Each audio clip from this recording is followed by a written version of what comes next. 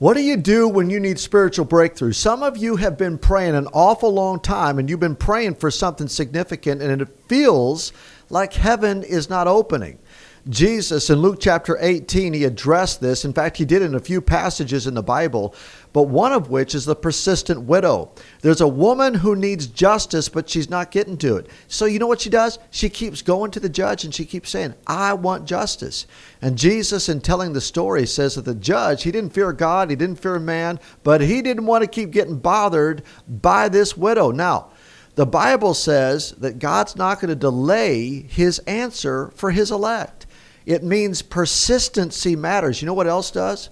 In Mark chapter 9, there's a demon, and he won't come out of a little boy. The disciples are making every effort, but they can't get this demon to flee. Jesus says that that demon will only leave by prayer and fasting. It means intimacy. You've got to have connectivity and discipline with Jesus for some spiritual strongholds to break.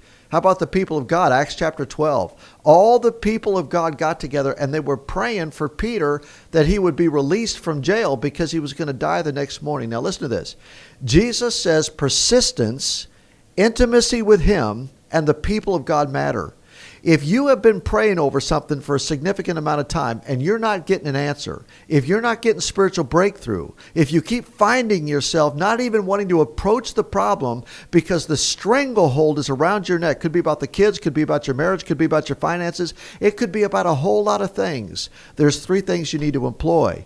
You need to be persistent in coming to Jesus about the problem. Have you continually told him you're in need of him, knocked on the door of heaven, and relentlessly said, I need your help? Number two, have you come in intimacy, put away your needs in order to hear from heaven?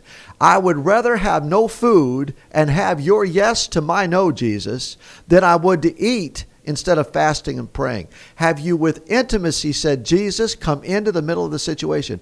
And number three, this is important. Have you gathered some trusted people around yourself to pray?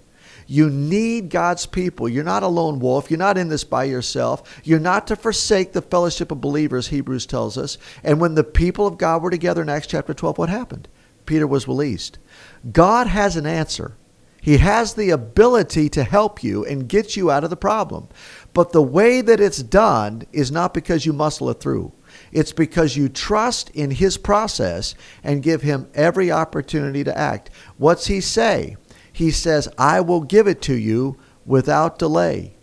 God has a response. Now be persistent, get intimate, and gather God's people, and watch how God breaks through.